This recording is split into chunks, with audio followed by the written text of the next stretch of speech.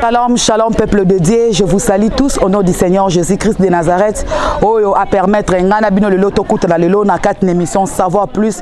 Yande kona bino la patrimoine de la presse congolaise toujours na katia Adonai Info TV.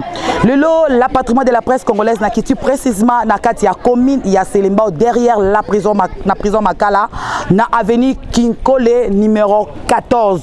Bipai wapi te kuta na Mosai na Nzambe na Kombo le pasteur héritier Matomene double race petit frère propre ya Yesu Masia na église temple de signes et de prodiges la grâce divine ndeto ekokuta la neto to mekorbeta mwa masolo na likambo etali balingomba na kati ya mboka na biso Congo Kinshasa malgré to kute na kati na retraite bazo préparer KFC na bango mais biso Adonai Info TV toza wana pona kokota na ba territoire nyonso epekisa mite nde nazo kenangambo ya région nazo senga na J Prince Masala Manzaka Manko mobalo aboya mafuta hydroquinone na Aristote Banza a koti sanga na quatre église la grâce divine tongo na ndenge ni baza en plein de retraite peto kutana Monsei na Nzambe petit frère ya Yesu double race tous les cas. Merci à vous les grands coachs les coordonnateurs J Prince Masala na kati ya la grâce divine Aristote Banza merci ngo fongoli biso su image awa to komine sika na lobaki to ekokutana Monsei na Nzambe na kombo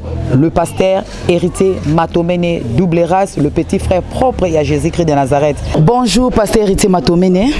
Ah bonjour Maïguette. Bonne santé pe lingomba nankolo. Non, santé ça va, Dieu fait grâce, mais sauf que nous sommes en plein préparatif, il y a campagne de Zalango KPC, 6e édition. Quand même ça va, Narit Mera à retraite, c'est on est là.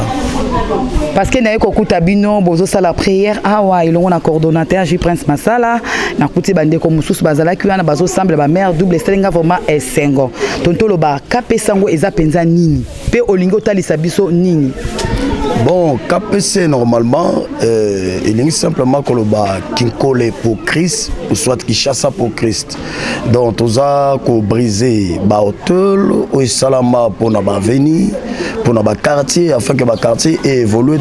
Et imaginez que biso dozaki batali bosote na kati ya RD Congo, il y a des générations passées.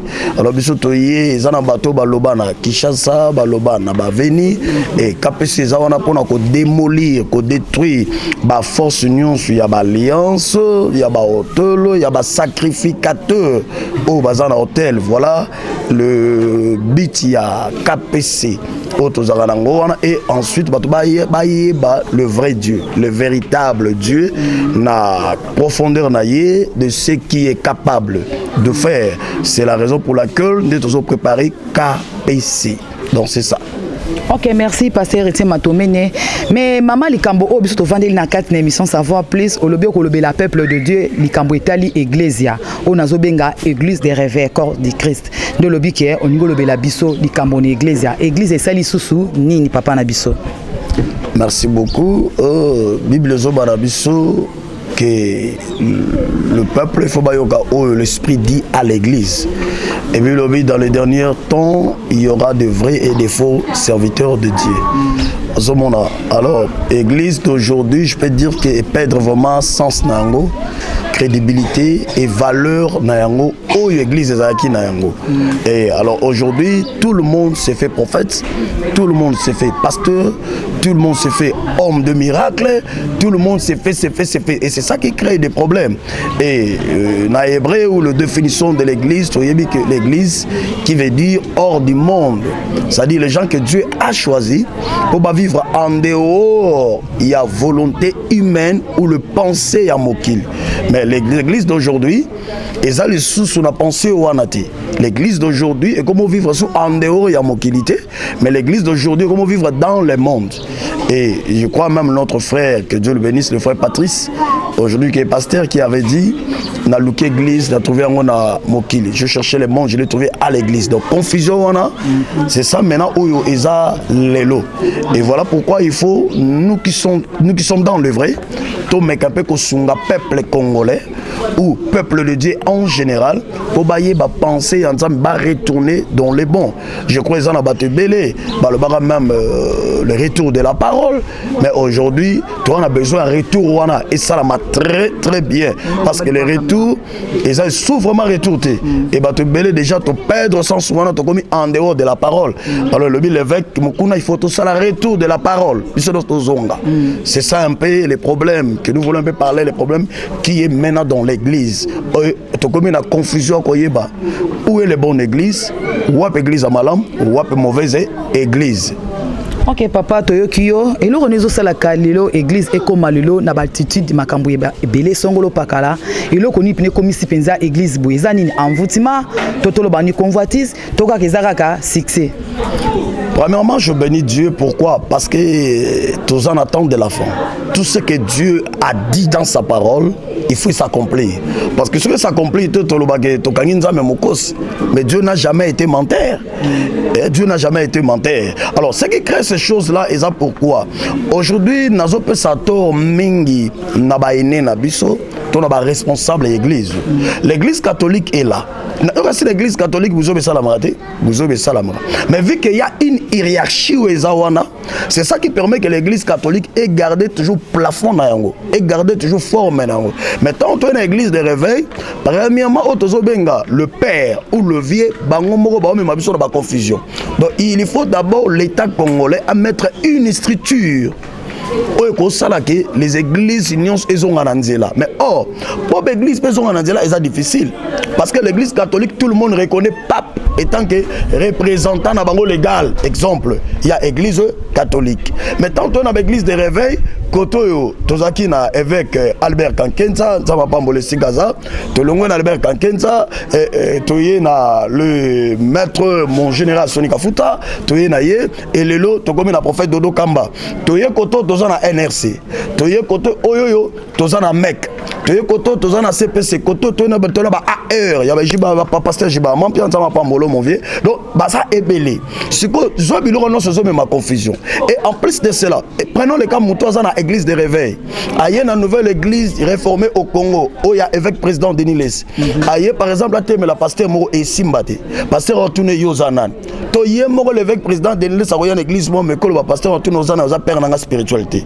Pourquoi? Parce que ce sont eux au bas même des ordres. Mais la temps où il y a le général Soni Kafuta, le archibishop Coutinho Fernando, il n'y avait pas toutes ces choses ici. Babylone qu'on a dit il y a et les lots encore, viennent à Bissau où les aînés, le pasteur, ne nous ont pas aidés par rapport à la structure de l'église du réveil. Parce que surtout l'église du réveil, surtout qu'il y a bientôt la père, par exemple l'apôtre Heidi Nabala, Zambé à Pambolé, paix à son âme. Tant où il y a un général Sony, tout, créé réveil. Et puis mouvement ma casse ici, il y a réveil, il y a ça les massous ma casse autant il y a l'archibishop Coutinho Fernando et le général Soni Kafuta. Et c'était ces deux types de gens. Au Bakogaba Sungabiso, le lopo église, et Zalana Alir Moro Yamalamu. Mais excusez-moi, ils ont échoué à cela. Et voilà pourquoi l'église est comme une abapoto-poto. Je crois que l'évêque, le général Soni, je fais 4 ans et pas naïe. Surpris. Mais tu sens que dans le moment où on a maman nanga et na mutu moko sombi sabatu t'en bien écouteur hein sérieux wana ba radio amiki pour ba yo kaka école de Dieu. Nous sommes la première promotion. Autre van école de Dieu. Je continue côté. Ce que bango ne fallait pas sunga l'église des réveils. Tant que l'on wana ba tumsu le loto yeba bangote ba yo comme ba président belé mais sérieux wana ba bazalate. Parce que il faut pas sunga. Prenons le cas par exemple, il y a ba makamusu ko ebimi c'est la honte. Je le dis c'est la honte parce que si on ne parle pas, l'église doit perdre crédibilité nango. Toyoki awa tozaki awa guerre bandi ya évêque Kankenza et le général Soni Kafuta. Pas. Alors, même évêque on devait respecter nos aînés. Parce que même Bible lobby, allez consulter ce qui était avant vous. Ils vont vous dire ce qu'ils vont faire. Parce que lorsque nous négligeons, bateau baza ba géant, bateau baza ba bilombe, nous parlons le mal d'eux. C'est ça qu'ils ont créé à l'église. Les pasteurs doivent savoir que tant que les sapios ils ont pas naïe. Donc il a pensé que lui sera un peu échappé. Non, nous tous ça dedans. Alors nos vies, notre gouvernement congolais, basunga les églises du Congo et zongelanzela nayango. Parce que ngana koloba bateau bazo bomba église ya lelo. Un, ce sont la politique. Deux, ou les politiciens. D, ce sont nos aînés de la foi. Ne batuma l'église de réveil, lelo. Oh, il faut bazonga la retour à la parole et le bibangomoko. C'est ça. Ok, merci papa. En tout cas, bon, y a testé Kango. Tant on a eu que tant qu'il combo a dénilé, en tout cas, et zong senga pe mo makanisi. Tandis que yé aza, atoko baza mokolo, nabino par rapport bino boza na génération, au boza loko la banana yé.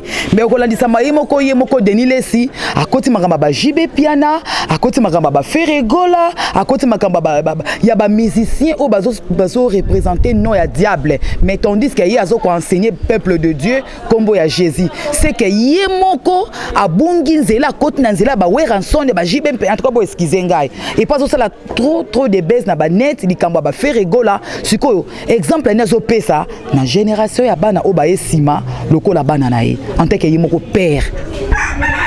Merci beaucoup pour la question.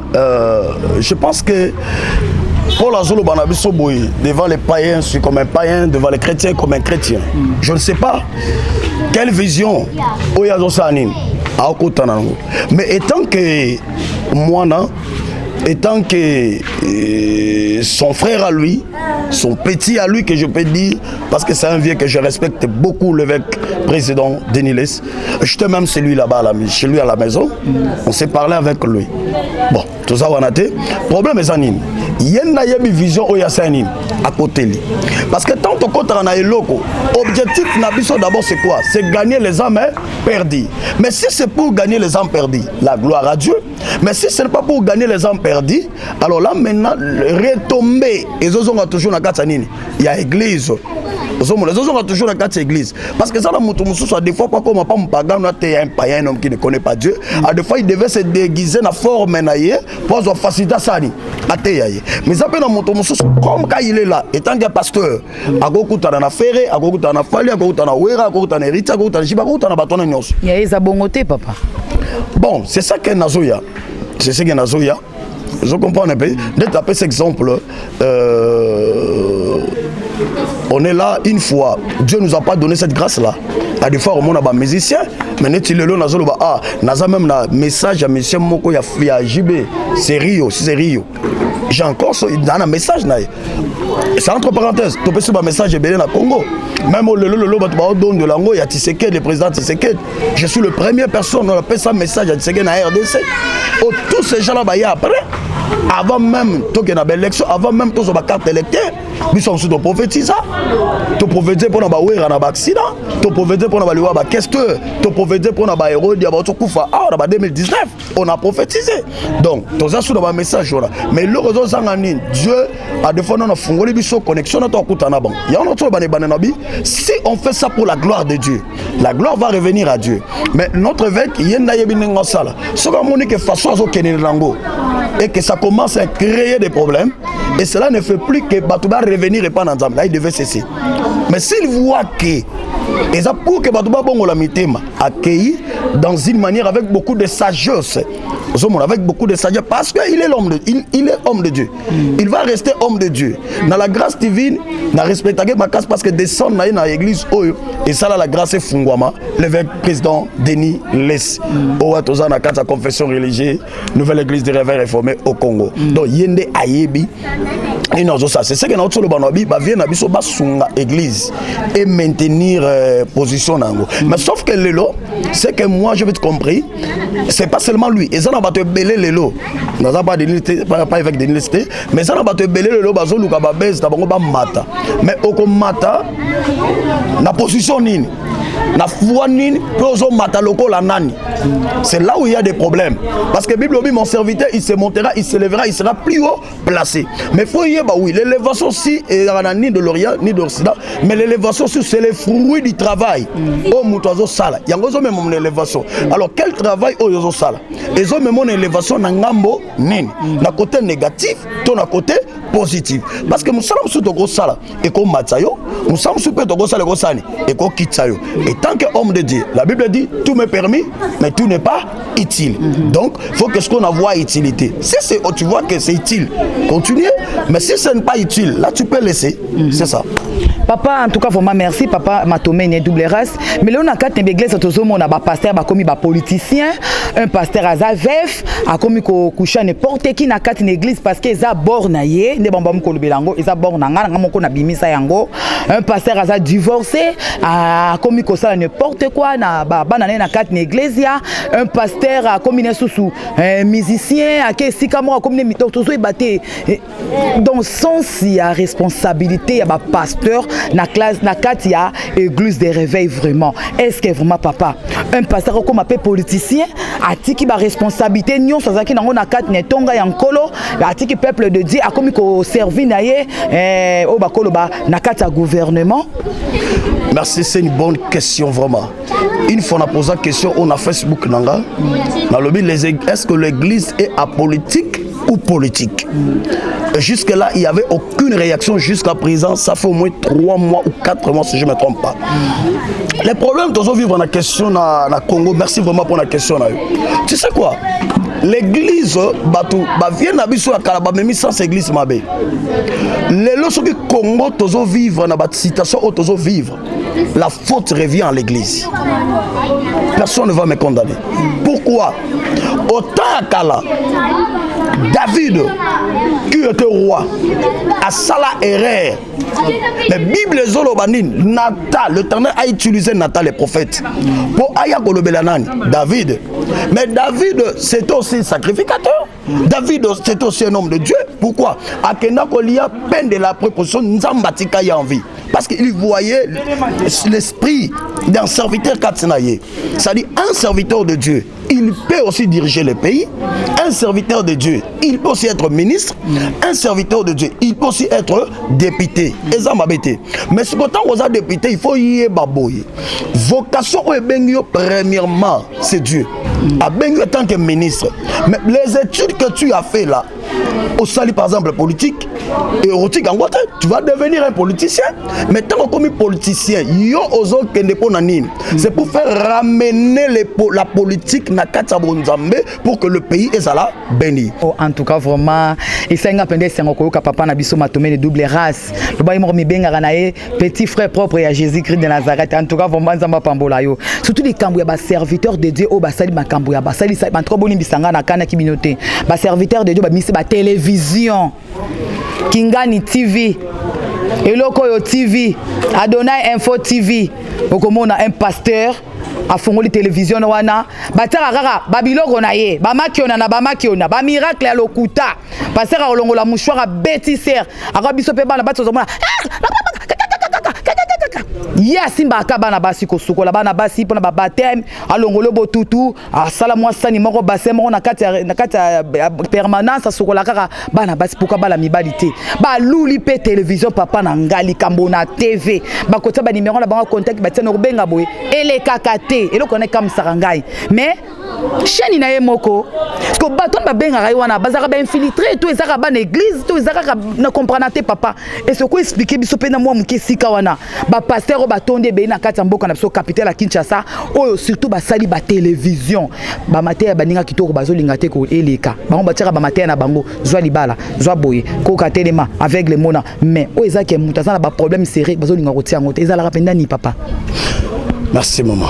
Bon omoni tozoko manata enfin na kati attend enfin les gens ne cherchent plus la gloire de Dieu mais ba bakolo luka de gloire personnelle. C'est-à-dire nzie ayebana comme nzamba ayebana te mais yasani ayebana comme bozoloba ya les petits frères propres de Jésus. Je salue le peuple de Kalo les akombo uti panangate ils ont la mission touti ils sont tout ça la émission na ba radio numéro nango na pesaka oko kene partout on a outil boye parce que non soto bengi prophète to zoka na numéro na ye donc nazana temps wanati to outil bamboka il y a des gens au ba biki ba moni bolamu ya nzam parce que le miracle existe autant il y a batata na biso to monra ki onate to monra ki onate to mona ba te belé ba leka na be mission au bengi bango ozu bango mais ils ont salandé passi hein ils ont salé passi et là je demande aux hommes de Dieu to me camper changer parce que ils ont salé passe pourquoi moi je reçu même maman mususoya awa atambo na ba église abenga bango bayamba été akekuna ba solo le papa ko ba monta moi minene tout consort là mais ce maman elle est venue ici à Bikao Dieu lui a délivré ici à ta 10 fois na itozo en côté donc na autre peu exemple tant que tunanga pour évêque président Denilis na biboui et loko muta osala yenda yebi objectif na sani au sel donc on ça l'écran ils ont m'abêté ce sont aussi nos le vision au biso petozo en jour tout ça ba écran ba chaîne télévision ou chaîne radio tous ces aponanines pour que les non convertis ba se convertir balanda nzambe mais pour na muto alanda nzambe mama il guette la minion de la presse et ça nango problème il y a fort nangaité. Moi je prêche la parole. C'est à le Seigneur lui-même qui fait convaincre aux gens. Il y a robongo la mité ma poba sani balandanza. Mais lelo vu que ba comprendre que mundimi azali ka mundimi. Voilà pourquoi mundimi faut aboya na combat. Parce que lorsqu'on dit mundimi, c'est une personne qui accepte tout. Qui accepte tout sauf rien. Il accepte tout. Allons-y là-bas, il part, fait ça, il fait. Ça là-bas, zong ça. Maintenant, il y a une place au monde qui est vraiment chocolat dans la cantine. Qui était là-bas. Bible lobby, quelqu'un malade qui n'est pas trouvé les anciennes églises, qu'on puisse prier pour lui, à l'eau d'huile et la prière de la foi sauvera le malade. Cela veut dire quoi? Bah, lobby, c'est que oui, la personne va se déshabiller. Non, je peux prendre huile, je mets seulement la front et ça va infecter tout, ça va affecter tout le corps mobile. Donc, au totalement, il le délivrait, il le libérait de cette puissance-là. Mais Bible lobby quoi? Finalité lobby, la prière de la foi. Ça veut dire chokolo mai. Je peux tout ce que tu peux faire là, mais s'il n'y a pas la foi, il n'y aura pas la guérison. Jésus a dit quoi? Ta foi t'a guéri, ta foi t'a sauvé. Tant que yozoya, foi na yozanani, na mai big sarate. Mais c'est le Seigneur Jésus qui guérit. Dans sacerdoce, il y a des gens au babika araba mai. Il y a des gens au babika anabashi, babika bakangolama. Nous sommes à Mungo, PC, Bambasu, n'a parlons même pas, Sida, n'a parlons même pas. Babika, Batamabo, on va voir même. Mais c'était avec la foi. Donc, nous avons vu ça la bande de Kobasa, la bloc, on a patika. Bissono de l'égal émission. Ok, n'a que ok, Tikapa, ok, Idiofa, ok, Bambo Kaka. Il y a des hommes de Dieu au Basuka, dans la ville. Nana Kenara, Tina va faire fond. Natizara, tous mes propres numéros. Batuba Bengaranga, Basoranga. Parce que Batouba a besoin de Batouba à l'église. Batouba comme à Ebélé. Batouba comme Ebélé parce que comme le roi publicité, auto sala. Publicité Zanine. Songolo Abika Gitoya. Mais le binango, frère Nanga, moi Nanga Pambole Timé, frère Timo le Barabi, pas miracle Ebélé, ça, man, la grâce à l'église, nous sommes à des miracles, chaque année. S'il n'y a pas le miracle, Dieu a doté Moutuna grâce naïe. Contacte-toi de la grâce que Dieu t'a donnée. C'est fini. S'il n'y a pas de miracle, reste comme ça. Nzambe ortine de l'eau batte. Parce qu'il y a des choses qui na parole. Parce qu'il y a des choses qui sont dans la prophétie. Mais le miracle, c'est ma cité. Alors, Nzambe ortine de l'eau bateau, tant au monde qu'on a besoin de miracle, va chercher la personne où a un miracle. C'est pas pour rien Dieu a établi le 5 ministères dans l'église. Mais pour ça, qu'on a un jour, l'Éternel a bengabiso na jugement. Donc Maramozoloba, c'est vrai, si tu as un rapport wana et belé bazaba tout sous bazana batuna bango bataka. De part et d'autre pour baba na obenga bon mais peuple de Dieu de fois au mayele. Ozomona, il faut bazoa mayele. Ensemble l'église na mozana pasteur azana télé té, to pasteur a regarder na radio té, to pasteur nin azo négligé yango parce que il a vu une miracle à la télévision. Mais qui vous dit que tout ce que vous voyez à la télévision sont des vrais miracles? Qui vous dit ça? Qui vous dit ça? Bah monsieur le Béla, et a même sans monsieur notre gars, monsieur va perdre pour l'année. On a vu beaucoup de choses. N'a qu'un pas pasteur monsieur, n'a pas j'y pense, n'a pas manzouz, bah te belé tokenda. Je vis, bah monsieur va aller à la télé, je vis comme ça, n'a qu'un bégué goût à ôter. Mais de toute façon c'est là que j'ai compris que c'est un orgueil, ça m'a limité ça. Ayamba même pas biso. Tu coutana naïe, tu peux s'animer tu sili. Mais tu sens que les miracles qui se font là-bas, ce sont des Kiona. Mais il y a des gens au Bakenda. Même la veille, il y a des gens qui Bakenda. Mais entre-temps, des vrais miracles, les gens dans l'église. Mais Batubazo, nous là-haut, nous avons béni Ayambi et l'équipe était. Soit au béni après l'émission d'Assani, Ayambi, Poisolo Lanayo, a tenu Maman Lobini. Mais lui, il est un prophète qui te parle. Aura y a besoin de Maman Lobini. Parce que tant que tu n'es pas prophète, c'est ta prophète. Et un prophète Assani. Aloba. C'est de même avec Samuel. Na Saoul, tu vois un peu, c'est le prophète Samuel qui avait parlé et pas na Saoul. Quand Saoul a bougé du boulot là, yozo tout n'a pas spoyo, au lingini na sens ni toi tu es prophète. Alors parle, parce que pour na bango baby que prophète et ça quand on tape ça un message. Mais la prophétie, prophète ce n'est pas son rôle. Son rôle ce n'est pas seulement de donner le message. Tu vois un peu. Donc c'est ça ce que je peux vous dire. Et voilà donc ce que je disais. Alors il faut battre bango mono ba mikebisa parce que tant ils insulté ba mikebisa. On a parents et encore nos aînés bazwa église en charge.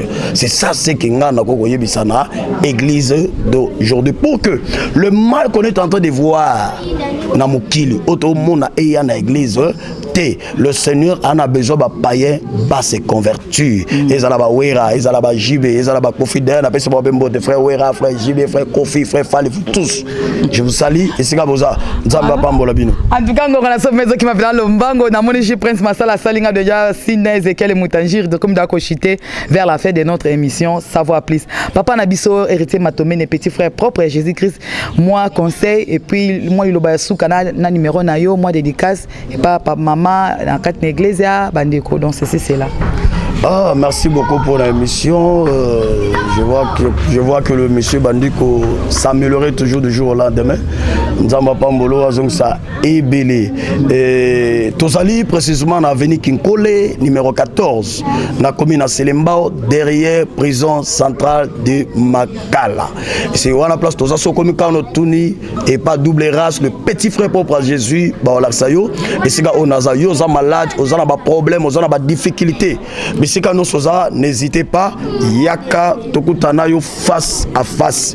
Et je crois que Dieu fera de miracles. Tantôt Tamboli Baliombo, on a comme la fin. Au Tamboli Baliombo, au Tamboli, au Monobikité, Yaya, Ezalozana Sida, Ezalozana malade Nini, Benganga, na plus de 143, 81, 41, 17, 509. 81, 41, 17, 509 ou soit 89, 827, 73, 60. 89, 827, 73, 60. Le 17 mai, tous en a KPC, tous en pleine heure sur l'avenue Kinkole, na secturé, tous en plein air. Est-ce que nous sommes en Dabiso Yaka, Yaka Netokono, Yaka Tobon de l'Anzambe, et na Pamboli Bananions, il y a temple des signes et des prodiges de la grâce divine, Kobanda na Berger J-Prince, Nzamba Pambolo, Nzamba Pambola Fati Messikaza, Nzambe Apambola Betty, Apambola Melo, Apambola Israëla, Nzambe Apambola Rachel, Apambola Matissu, Apambola Babame Frazi, Nzamba Pambola Benita, Nzamba Pambola Bananion, surtout Apambola, notre président de la République, Fati Beto, Nzamba Pambolo, Nzamba Pambola l'évêque président Deniles, et Banana Nyon Salibanda, Nabosani Binote, frère Fabrice, Mie, Nao, Kaya, Binono, Maman Iget qui tourne en France, Maman Chouchouna, Nzamba Pambola, Maman Mami Wawina, Nabosani Yote, Nzambe Nanga, A Pambola Yo, Maman Fatou, Boza, tellement éméré. Vraiment que Dieu puisse vous bénir. Nabi Botikali, en tout cas, Botedinga, regardez. Tous les musiciens, que Dieu vous bénisse et les hommes de Dieu. Merci. Voilà, nous sommes vraiment presque à la fin de notre émission Savoir plus. Le pasteur héritier Matomé de double race, petit frère propre, Yaye Soumassi, à la 4 église, la grâce divine, Dengue à lobby. Il n'y a rien à dire, il n'y a rien à ajouter. Tebeli Kambotali, ba Iglesia. Napamboli, ba Inoso Balandi, émission Savoir plus. Napamboli, Papa Nangai, docteur militant na Katia France et Papa Nangai Ndeko Pichu Bisika Zalinza Balola Pambo Ndeko ya biso nyonso na l'association Les Enfants du Cœur ya Papa Nabiso Cherinde qui na Katia France na Balola Pambola Bino nyonso bolandinga na Katia émission Savoir plus. Ao